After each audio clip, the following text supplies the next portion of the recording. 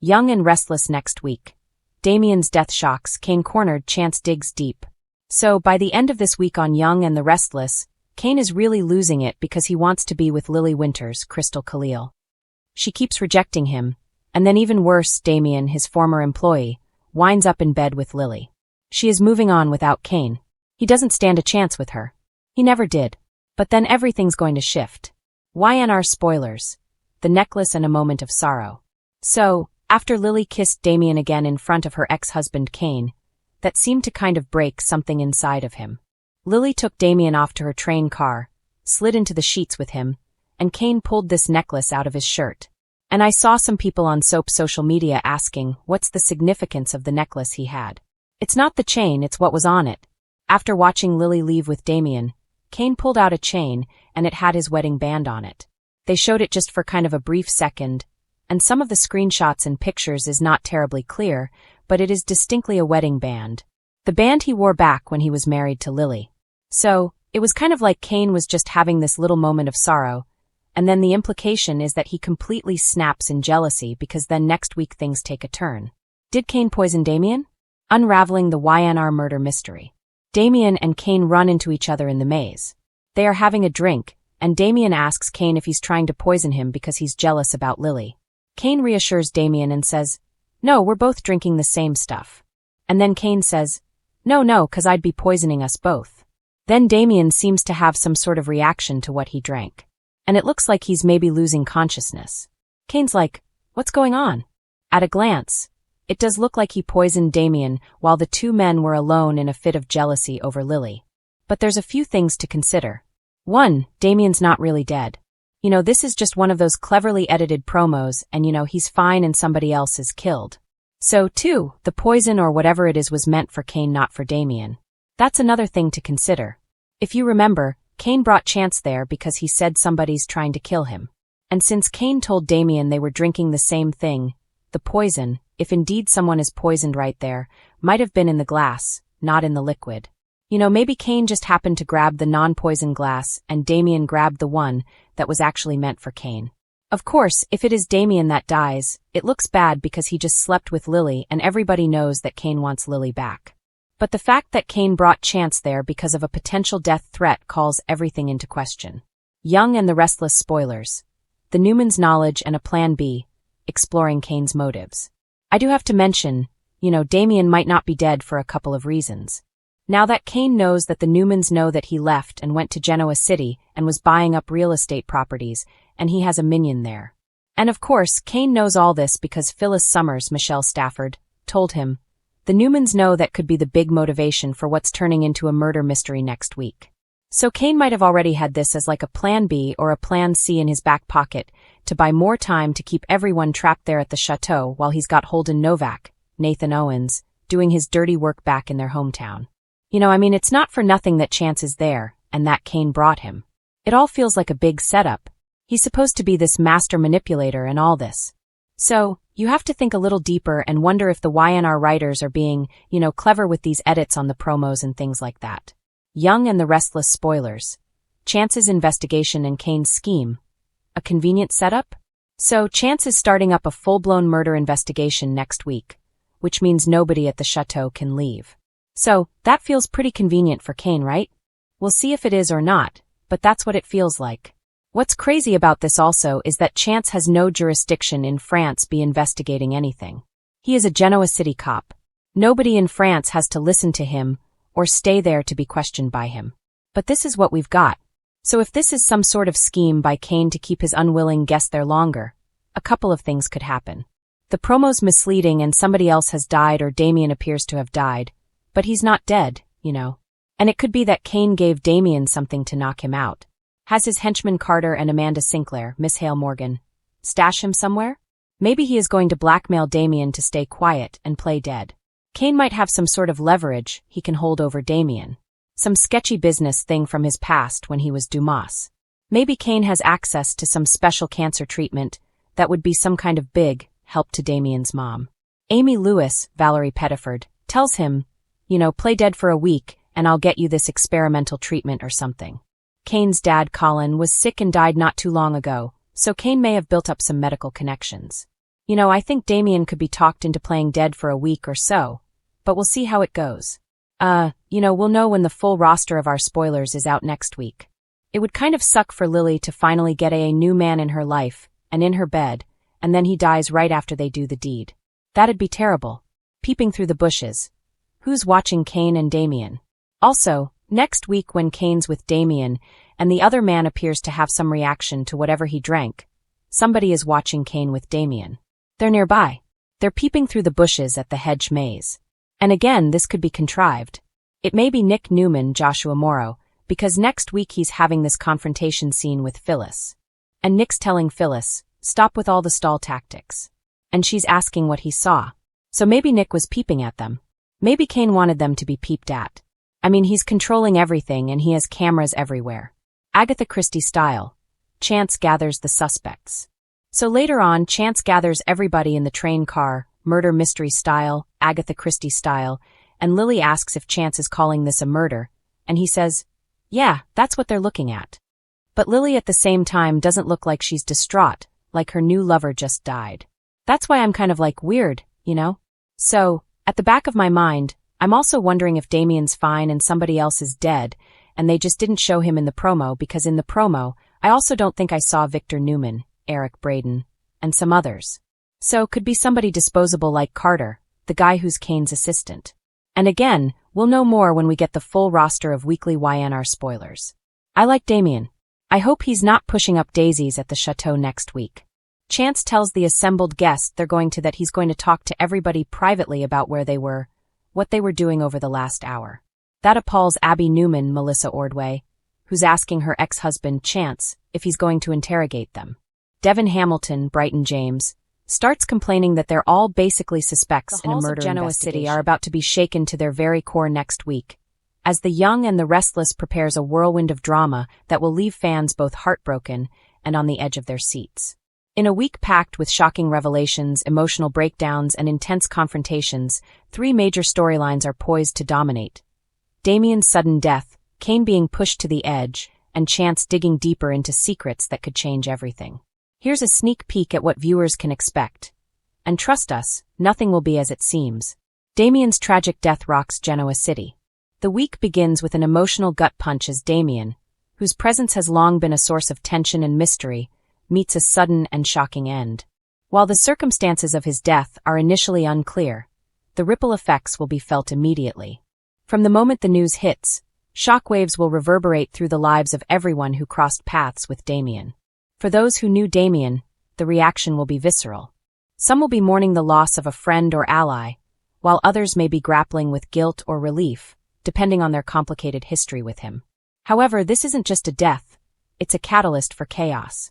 The shock of losing Damian unexpectedly sets the stage for secrets to unravel, alliances to crumble, and true motives to be exposed.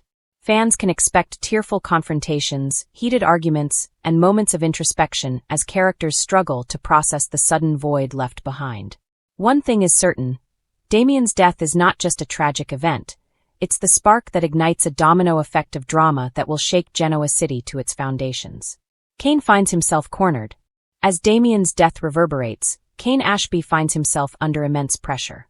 Already juggling the complexities of his personal life and business dealings, Kane is suddenly cornered in ways he never anticipated. The tension builds as enemies and rivals begin to close in, sensing weakness and vulnerability in a man already stretched thin. Kane's struggle is multifaceted. On the personal front, the death of Damian could bring hidden truths to light, things Kane has worked hard to keep buried. He may face probing questions from loved ones, colleagues, and those who suspect him of being connected to Damian's fate.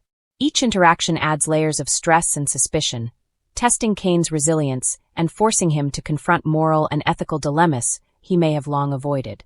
On the professional front, Kane's career and business empire are at risk. Damian's death creates a vacuum that ambitious rivals are eager to fill. Deals could fall apart, partnerships could crumble, and enemies could exploit even the smallest misstep.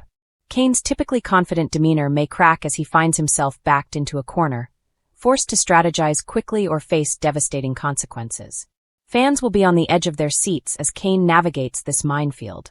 Every move matters, and even the slightest miscalculation could have long-lasting repercussions. The tension is palpable, the stakes are high, and Kane's ability to stay one step ahead may determine not just his future, but the future of everyone around him. Chance digs deeper, secrets exposed. Meanwhile, Chance Chancellor is embarking on a relentless quest for the truth, digging deeper than ever before. With Damien's death creating a swirl of unanswered questions, Chance is determined to uncover what really happened, no matter the personal cost. His investigation will take him into dangerous territory, testing alliances, loyalty, and even his own judgment. Chance's journey is fraught with tension. He uncovers clues that others would rather keep hidden, forcing him to make difficult decisions about who to trust. Along the way, secrets long buried in Genoa City's darkest corners are poised to come to light. Truths that could shift power dynamics, reveal betrayals, and expose the motives behind Damien's death. As Chance digs deeper, viewers will witness the full spectrum of his character. Determined, relentless, and willing to challenge even the most powerful figures to get answers. His pursuit of the truth doesn't just promise revelations. It guarantees explosive confrontations, high-stakes drama, and shocking twists that will leave the audience reeling. Alliances tested and loyalties questioned. Next week, one of the most compelling aspects of the show will be watching alliances fray under pressure. Damien's death and Kane's cornering force characters to re-evaluate their loyalties and make choices that could change the landscape of Genoa City forever. Friendships will be tested, romantic entanglements strained, and business deals threatened as the line between ally and enemy becomes increasingly blurred. Some will seize the opportunity to exploit the chaos, while others may find themselves unexpectedly allied with former adversaries in the face of shared threats. The emotional stakes are as high as the professional ones, and viewers will find themselves captivated by the complex, intertwining storylines that define the young and the restless. Anticipated shocking moments. Fans should prepare for several jaw-dropping moments that are certain to be the talk of the town. A confrontation no one saw coming. Kane faces off with someone from his past in a tense showdown that could have life-altering consequences. A secret revealed. Chance uncovers a hidden piece of information about Damien's death that changes everything viewers thought they knew. Emotional fallout. Loved ones struggle to process grief, guilt, and shock, leading to raw, emotionally charged scenes that tug at the heartstrings. Betrayal and deception. A trusted character may reveal hidden motives, leaving viewers questioning everyone's intentions. Each of these moments is designed to grip the audience, heighten suspense, and set the stage for even more drama in the weeks to follow. Conclusion: a week of high-stakes drama. Next week on The Young and the Restless promises a roller coaster of emotions, secrets, and shocking developments. Damien's sudden death acts as the catalyst for a cascade of drama, leaving Kane cornered and vulnerable while Chance digs deep into the truth. The interplay between personal loss, professional challenges, and relentless pursuit of justice ensures that every episode will leave fans talking, theorizing, and eagerly awaiting what comes next. As tensions rise and stakes soar, viewers will be reminded why Genoa City remains one of daytime television's most thrilling and unpredictable settings. With unexpected deaths, dangerous confrontations, and secrets that could upend lives, next week is shaping up to be a landmark in The Young and the Restless saga. A week fans will not want to miss. Prepare for heartbreak, betrayal, and jaw-dropping revelations, because in Genoa City, no one is safe, and every secret has a price. Damien's death may have ignited the fire, but Kane and Chance will carry the torch, navigating a path fraught with danger, deception, and emotional upheaval. One thing is certain, the fallout of Genoa City shimmer with glamour, gossip, and secrets. But even amidst all the sparkle, sometimes a single object can carry the weight of heartbreak. And in the latest twist on The Young and the Restless, that object is a necklace, a small, delicate chain that holds far more than jewels. It holds memories, regrets, and a moment of sorrow that threatens to ripple through the lives of those connected to it. The story begins innocently enough. Victoria Newman, always the picture of poise and ambition, finds herself unexpectedly drawn into the chaos surrounding a simple piece of jewelry. It's a gift, yet one that seems to carry a dark undertone, a reminder of past betrayals, a token from someone who once held a place in her heart, and now, perhaps, a symbol of all that has been lost. The necklace becomes a catalyst, stirring emotions that Victoria had tried so hard to suppress.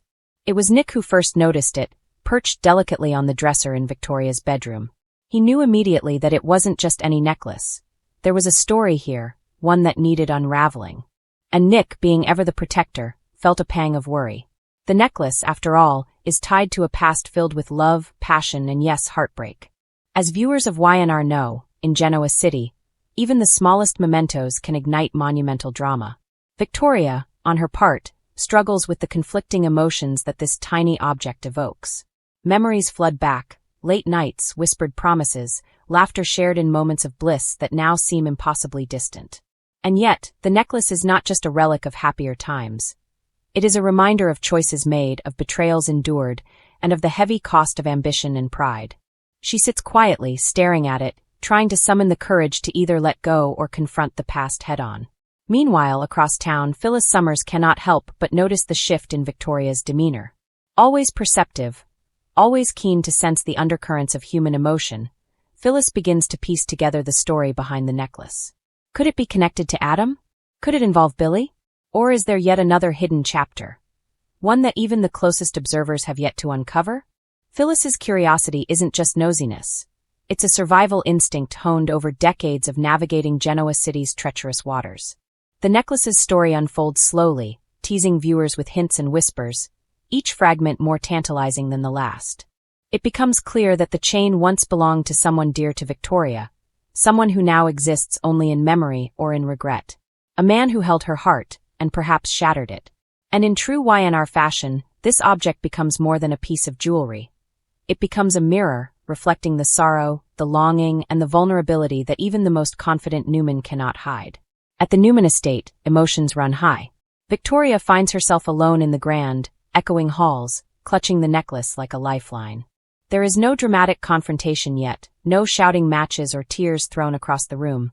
Just a quiet, almost unbearable moment of sorrow. This is a rare glimpse behind the polished exterior of a Newman, a reminder that even in a city defined by wealth and power, the human heart remains fragile and susceptible to grief. Jack Abbott, ever the observer and often the inadvertent instigator of chaos, notices Victoria's silence. He wonders what has triggered this sudden vulnerability. For Jack, who has seen countless secrets, lies, and betrayals unfold across Genoa City, it is a moment that tugs at his sense of empathy. Despite his own tangled history with the Newman family, he cannot ignore the pain reflected in Victoria's eyes. He knows all too well that a single object, a letter, a photograph, or in this case, a necklace, can reopen wounds thought long healed. The necklace also begins to affect others in ways no one anticipates.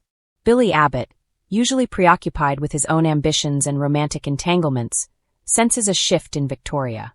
Something is stirring beneath the surface, something he can neither fully understand nor control. And while his instincts often lead him into trouble, there is a rare moment where he simply observes, respecting the private sorrow of another. It is a quiet recognition that some pain cannot be fixed with words, money, or even love. It must be endured. As the week progresses, speculation among the Genoa City elite reaches a fever pitch. Who gave Victoria the necklace? Why now, and what does it signify? Socialites whisper behind manicured hands. Business partners exchange knowing glances. And somewhere in the city, an unseen figure watches the chain of events unfold, perhaps with intentions less than pure. This is the kind of slow-burning tension that YandR excels at, where an object as innocuous as a necklace can ignite a web of intrigue, desire, and despair. In a particularly poignant scene, Victoria is seen walking along the cliffs near the Abbott mansion, the necklace glinting in the sunlight. She touches it lightly, a silent conversation with the past. The wind blows her hair across her face, and in that fleeting moment, viewers see not just a Newman heiress but a woman grappling with love, loss, and the consequences of decisions made long ago. It is a moment of quiet drama that resonates more than any shouting match or physical confrontation ever could. The necklace, in essence, becomes a symbol, a talisman of grief and memory, a spark for introspection, and a touchstone for the human experience in Genoa City. It reminds viewers that while the city may be built on power, wealth, and ambition, at its core are people struggling with heartbreak, longing, and the desire for connection. Victoria's sorrow is not merely her own.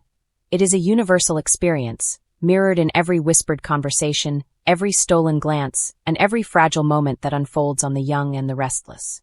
By the end of the week, the necklace remains unresolved, its secrets only partially revealed, its emotional weight still pressing upon Victoria's shoulders. But that is precisely the brilliance of YandR. The slow burn of revelation, the interplay of love, loss, and longing keeps viewers engaged, invested, and speculating. Fans will eagerly tune in next week, hungry to uncover the full story behind the necklace, and to witness the ripple effects that a single moment of sorrow can unleash across Genoa City. In conclusion, the necklace is more than just an accessory. It is a narrative device, a symbol of grief, and a spark for drama that embodies the very essence of the young and the restless. Victoria Newman's interaction with it offers a rare, vulnerable glimpse into the heart of a woman often defined by strength and ambition. It is a moment of sorrow that will resonate across the screen, reminding viewers that even in a city of wealth and power, the human heart remains the most compelling and fragile. The walls of Genoa City were rattled yet again, this time by a chilling question. Did Kane Ashby poison Damien? The very thought sent shivers through viewers, turning coffee table gossip into a heated debate that swept through every corner of the city. For months, Damien's mysterious decline had left fans and characters alike puzzled, and now the spotlight had unexpectedly fallen on Kane, the man who many considered a pillar of morality amidst the soap opera's tangled web of deceit. But was Kane really capable of murder? Or was this simply another twist in the young and the restless, ever-twisting labyrinth? It all started innocuously enough. Damien, the charming yet enigmatic businessman with a penchant for playing both sides, had been feeling unwell. Initially, his discomfort was brushed off as stress-related. After all, life in Genoa City is rarely calm. But the sickness deepened, and whispers of foul play began circulating. Fans noticed Kane's increasingly tense behavior whenever Damien was mentioned, and social media exploded with speculation. Was Kane hiding something? Kane's relationship with Damien had always been complicated. Professionally, they were rivals in the corporate arena, vying for dominance over Chancellor Industries. Kane, with his unshakable work ethic and ethical compass, often found himself at odds with Damien's more manipulative tactics. Personally, the tension ran deeper. Damien had a knack for inserting himself into Kane's family matters, stirring conflicts that tested loyalty, love, and trust. The simmering resentment, though often veiled with politeness, had been palpable for viewers who had watched Kane endure years of provocations. The first clue came during a high-stakes board meeting, where Damien suffered an unexpected health episode. Kane was nearby, ostensibly offering assistance, but the camera lingered on his expression, a subtle mix of concern and something unnameable. Soap aficionados noticed immediately. The shot lingered, and the music swelled in a way that hinted at hidden motives. Could Kane have taken advantage of Damien's weakened state? Or was it simply a dramatic camera flourish meant to sow doubt in the audience's mind? Rumors intensified when Kane was seen lingering near Damien's office late at night. He claimed he was simply reviewing contracts, but the timing was suspicious. In Genoa City, late-night visits almost always hint at scandal. Social media detectives pored over every detail. Kane's purchase of unusual supplements, his nervous glances during conversations about Damien, even a cryptic text he sent to Lily that was quickly deleted. To the casual observer, it was enough to ignite a full-blown frenzy. Yet the genius of YandR storytelling lies in its ambiguity. The writers are masters of planting red herrings, and Kane's supposed guilt may have been a classic example. While fans debated the plausibility of poisoning, others pointed to Kane's unwavering loyalty to family and friends. He had endured betrayals, corporate sabotage, and personal heartbreaks without ever crossing a moral line. Could this be a moment where Kane's ethical code shattered under pressure? Or was the series merely testing its audience's trust? Meanwhile, Damien's past provided ample motive for others as well. Enemies of the charismatic yet often ruthless businessman were plentiful. Could it have been Victoria, seeking to protect her business interests? Or perhaps a jealous competitor eager to remove Damien from the corporate chessboard? Kane may have been an easy target for suspicion precisely because of his proximity and his visible tension whenever Damien was in danger. Soap operas thrive on misdirection, and Kane's role as a suspect fit the classic pattern. The morally upright character caught in an impossible dilemma. Adding fuel to the fire was the sudden discovery of a vial in Damien's office. Initial reports suggested it contained a toxin capable of causing symptoms remarkably similar to Damien's illness. Kane's fingerprints were found on the desk where the vial had been placed. For fans, the evidence seemed damning. Online forums buzzed with theories ranging from Kane snapped under pressure to Kane is being framed by Damien himself to test loyalties. Every new clue added layers to the mystery, making it impossible to arrive at a definitive answer. The psychological aspect of Kane's possible involvement also captured the imagination of viewers. Kane, long portrayed as the voice of reason, found himself under immense stress. His marriage to Lily, the responsibility of raising his children, and the ever-present corporate battles. Soap operas often explore how ordinary people react to extraordinary circumstances. Could Kane have reached a breaking point, pushed by Damien's manipulations? Or was his tension merely a reflection of fear? The fear of losing everything he held dear to a man who had always challenged him? Adding to the suspense was the role of other key players. Lily, Kane's devoted wife, was torn between supporting her husband and protecting Damien, who had once extended a hand in a moment of reconciliation. Jack Abbott and Victoria Newman's corporate ambitions intersected with Kane's ethical dilemmas, creating a tangled web of motivations. And let's not forget Jill Abbott, whose own desire to maintain influence over business and family created an additional layer of potential culpability. In Genoa City, secrets rarely stay buried, and the interplay of motives makes every character a suspect. And Kane, with his proximity to the victim, naturally drew scrutiny. As the storyline unfolded, Kane's internal struggle became a focal point.